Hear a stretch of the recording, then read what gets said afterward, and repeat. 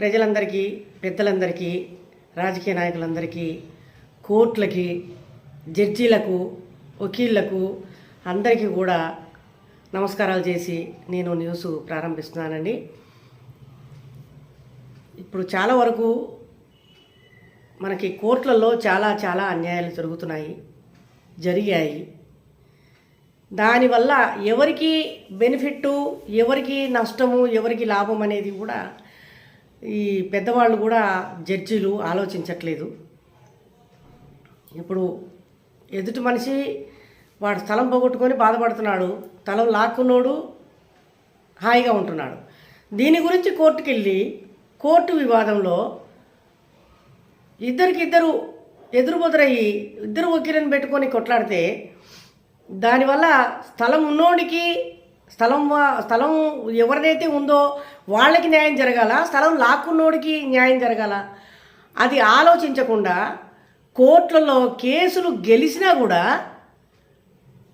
ఏమవుతుందంటే జడ్జీలు దొంగచాటుగా డబ్బులు తీసుకుని వాడు స్థలం లాక్కున్నోడు డబ్బులు తినిపిస్తే స్థలమోనికి అన్యాయం చేసి చాలా వరకు ద్రోహం చేసి కేసులు డిస్మిస్ చేసి వాళ్ళ జీవితాలతో వాళ్ళ బ్రతుకులతో ఆడుకుంటున్నారండి. ఇది ఎంతవరకు ధర్మం? న్యాయస్థానము అన్నప్పుడు మనం న్యాయస్థానానికి వచ్చి న్యాయం అడిగినప్పుడు ఒక పెద్దవాడివై ఉండి నువ్వు ఒక స్థానంలో కూర్చున్నావు, ఒక రాజులాగా ఒక సింహాసనం మీద కూర్చున్నప్పుడు నువ్వు ఎంత న్యాయం చేయాలి? పేదవాడికి న్యాయం చేయాలా వద్దా? వాడికి అన్యాయం చేస్తావా, న్యాయం చేస్తావా? ఇలాంటి కేసులు కోకొల్లలు ఉన్నాయండి. కానీ న్యాయస్థానం అన్నప్పుడు సిటీ సివిల్ కోర్టు కానివ్వండి, హైకోర్టు కానివ్వండి, సుప్రీంకోర్టు కానివ్వండి, ఎక్కడికి వెళ్ళినా లేని వాడికి ఎవరిదైతే వస్తువు ఉందో వాడికి మాత్రమే న్యాయం జరగాలి, న్యాయం జరిపించాలి. ఇది మాత్రమే కరెక్ట్ అండి. కాదు కూదని చెప్పని ఇట్లానే జరిగితే జీవితాలు ఎన్నో నాశనం అయిపోతాయండి. నువ్వు 5 లక్షలు తీసుకుంటావో 10 లక్షలు తీసుకుంటావో వాడి దగ్గర నుంచి కేసు డిస్మిస్ చేస్తావు, కానీ స్థలం పోగొట్టుకున్న వాడి నరకం ఎంత ఉంటుంది, వాడి బాధ, వాడి కుటుంబము, వాడి నాశనం అయిపోయే కుటుంబం అంత మొత్తం దానివల్ల నీ వల్లే కదా నాశనం అయిపోతుంది ఆ కుటుంబం అనేది. 5 లక్షల రూపాయలు తీసుకున్నావు అనుకో, 10 లక్షలు తీసుకున్నావు అనుకో, నీకు తిరగడానికి ఒక కారు తప్ప ఏమొస్తుంది? ఎన్ని రోజులు నడిపిస్తావు ఆ కారు? కానీ వాడికి వచ్చే డబ్బు, వాడికి వచ్చే ఆస్తి, వాడి కుటుంబము, వాడి పిల్లల పిల్లలు ఎంత ఆనందిస్తారు, ఎంత బ్రహ్మాండంగా ఉంటారు, ఎంత మంచి జరుగుతుంది వాళ్ళకి. ఇది ఆలోచించారా జడ్జీలు మీరు? ఇదే కేసు ఇట్లాంటి కేసే ఒకటి నేను చూశాను. రంగారెడ్డి కోర్టులో కేసు జరిగింది. 3 సంవత్సరాలు వాళ్ళు తిరిగి కష్టపడ్డారు, ఇద్దరు భార్యాభర్తలు.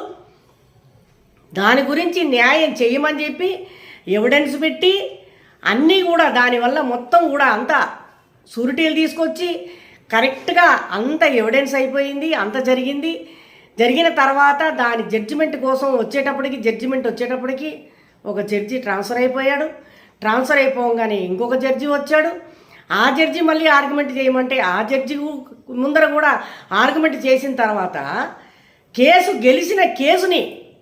గెలిచిన కేసుని 5 లక్షల రూపాయలు జడ్జి తీసుకుని వకీలు ద్వారా, పార్టీ ద్వారా ఎవరైతే ఆ స్థలాన్ని లాక్కున్నారో వాళ్ళ తరపున చేసుకున్నారో వాళ్ళు అందరూ కలిసి 5 లక్షల రూపాయలు జడ్జికి తినిపించి కేసు ఫెయిల్ చేస్తే ఆ కుటుంబం ఇప్పుడు అడవి పాలైపోయి ఆమె భర్త చనిపోయి ఆమె రోడ్డు మీద పడి ఎంత విలవిలలాడుతుందో, ఎంత కష్టపడుతుందో ఆ భగవంతుడికి తెలుసు.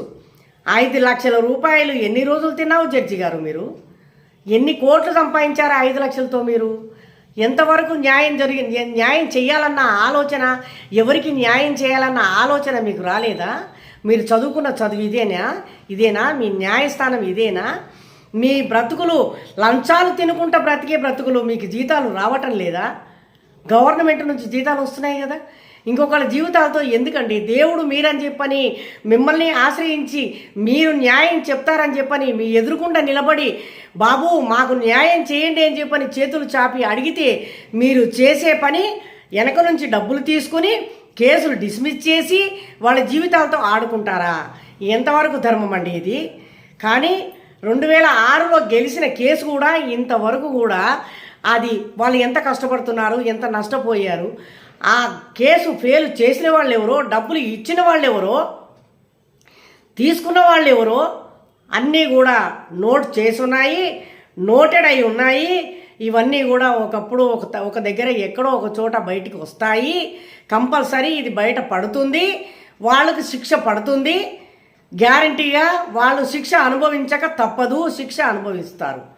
ఎందుకంటే ప్రజలు ఎప్పుడైతే పోగొట్టుకున్న వస్తువు గురించి ఎతుకుతారో దొరికిన వాళ్ళు అది వాళ్ళ క్షేమంగా తెచ్చియడం అనేది ధర్మం. నువ్వు అపహరించుకుంటే దానివల్ల నీకు ఏం లాభం కలుగుతుంది? అంతకు రెండింతలు నువ్వు అనుభవించి చస్తావు. అనుభవించి చావడం కాకుండా నెక్స్ట్ మళ్ళీ దానికి రెండంతలు నువ్వు పోగొట్టుకుంటావు. ఏం పోగొట్టుకుంటావు? ధనం పోగొట్టుకుంటావా? నీ వాళ్ళని పోగొట్టుకుంటావా? నీ పిల్లల్ని పోగొట్టుకుంటావా? నీ తల్లిదండ్రులను పోగొట్టుకుంటావా? నీ భార్యను పోగొట్టుకుంటావా? లేదా నీ జీవితాన్ని పోగొట్టుకుంటావా? కానీ ఆ ఉసురు, ఆ పాపము, ఆ గోడు అనేది ఎప్పటికైనా కూడా నీకు తగులుతుంది. ఆ తగిలిన తర్వాత నాశనం అయిపోయేది మాత్రం గ్యారంటీ. ఒకటి ఇది దృష్టిలో పెట్టుకుని న్యాయస్థానం వాళ్ళు, జడ్జీలు ఎవరైనా సరే, వకీళ్ళు కూడా న్యాయానికే పోరాడండి. కోర్టులోన న్యాయాన్నే గెలిపించండి. జడ్జీలు కూడా ఎవరి వైపు న్యాయం ఉంది, ఎవరి వైపు అన్యాయం ఉందనేది పరిశీలించి దాన్ని బాగా చదివి అది మీరు కరెక్ట్గా దాన్ని చూసి మీరు జడ్జిమెంట్ ఇవ్వాలి. కళ్ళు మూసుకొని గుడ్డిగా జడ్జిమెంట్ ఇస్తే మీరు మూసుకున్నది క్షణకాలంలో కళ్ళు మూసేస్తారు. కానీ తర్వాత జీవితాంతము నరకం అనుభవించేది ఒక కుటుంబం, కొన్ని జీవితాలు నరక యాత్ర పడుతూ ఉంటాయి. ఆ ఉసురు మీకు తగులుతుంది, తగలక తప్పదు. మీకు కాకపోయినా మీ పిల్లల తరానికైనా కూడా ఆ ఉసురు తప్పదు. కానీ న్యాయస్థానం అనేది ఏ కోర్టు కానీ, వకీలు కానీ, జడ్జి కానీ ఫీజులు తీసుకుంటున్నారు. ఫీజులు తీసుకోండి, న్యాయంగా తీసుకోండి. అయిన తర్వాత అయినా తీసుకోండి, ఉన్నవాడైతే ముందే ఇస్తాడు. కాబట్టి దాని గురించి మీరు న్యాయాన్ని గెలిపించి న్యాయాన్ని ముందుకు తీసుకొని రండి. కానీ జీవితాలతో మాత్రం ఆడుకోవద్దండి సార్. దయచేసి జడ్జీస్ అందరికీ కూడా సింగిల్ సిటీ సివిల్ కోర్టు కానీ, రంగారెడ్డి కోర్టు కానీ, సికింద్రాబాద్ కోర్టు కానీ, హైకోర్టు కానీ, సుప్రీంకోర్టు కానీ, ప్రపంచంలో ఉన్న కోర్టులు ఏవైనా సరే, కానీ ఇది మాత్రం గుర్తుపెట్టుకొని దయచేసి మీరు ప్రజలకి లేనివాడు పోగొట్టుకున్న వాడికి ధర్మం చేకూర్చి న్యాయం చేస్తారని చెప్పని కోరుకోవడం జరుగుతుంది సార్. ఎట్టి పరిస్థితిలో ఇలాంటి అన్యాయాలు మాత్రం మీరు చేయకండి. న్యాయాన్ని గమనించండి. వకీలు ఏం మాట్లాడుతున్నాడో వినండి, అదర్ పార్టీ ఏం మాట్లాడుతున్నాడో వినండి, ఎవిడెన్సులు చూడండి, షూరిటీలు ఎవరినైనా తీసుకొని వస్తే చూడండి. ఒకవేళ డబ్బుల కేసు కానీ, లేదా ల్యాండ్ కేసు కానీ, ఇల్లు కేసు కానీ, ఏదైనా కూడా మర్డర్ కేసు కానీ, మర్డర్ చేశాడా వాడు జీవితాంతం శిక్ష అనుభవించేలాగా వాడికి శిక్ష వేయండి. డబ్బులు కట్టాడు, డబ్బులు ఇచ్చాడు, కోట్ల డబ్బులు కట్టాడు, మీకు డబ్బులు ఇచ్చాడని చెప్పని మాత్రం వాడిని విడుదల చేస్తే వాడు ఏం చేస్తాడో తెలుసా? ఒక్క మర్డర్ చేసింది పోయి ఇంకా 4 మర్డర్లు చేస్తాడు, 4 కూలీలు చేసేసి బయటపడతాడు. ఇది డబ్బులు తీసుకుని చేసే పనులు రౌడీలు చేస్తారు సార్, గుండాలు చేస్తారు. కానీ ఒక న్యాయస్థానంలో ఒక దేవుడిలాగా కూర్చున్నవాడు మాత్రం చేయకూడదు. ఎందుకు? అది న్యాయస్థానం, అది ఒక దేవుడు దాన్ని నిర్మించాడు. దానికి భగవంతుడు మనిషికి శిక్ష, చచ్చిపోవాలనుకున్న వాడు కూడా బతుకుంటున్నాడు అని అంటే కారణం ఆ దేవుడి ఆశీర్వాదమో మంచో చెడ్డో ఏదో ఉంది కాబట్టే ఆ భగవంతుడు ఆ టైంకి ఆ మనిషిని బ్రతికిస్తాడు. తీసుకుపోయేది ఉంటే తీసుకుపోతాడు.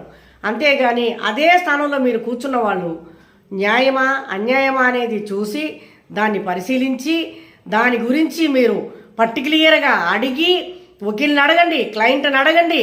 మీరు ఎక్కడ న్యాయం ఉంది, ఎక్కడ ధర్మం ఉంది అనేది గమనించి దానికి న్యాయం చేకూరుస్తారని పదే కోరుకుంటూ సెలవు తీసుకోవడం జరుగుతుంది. తప్పులేమన్నా ఉంటే క్షమించండి. నా న్యూస్, నా మాటలు మీకు నచ్చితే లైక్ చేయండి, షేర్ చేయండి, సబ్స్క్రైబ్ చేయండి. కానీ కోర్టు ద్వారా మాత్రము ప్రజలకి అన్యాయం చేయకుండా ధర్మపీఠం మీద కూర్చున్న వాళ్ళు ధర్మాన్ని పాటించి ధర్మం చేస్తారని చెప్పని పదే కోరుకోవడం జరుగుతుంది. ధన్యవాదాలు.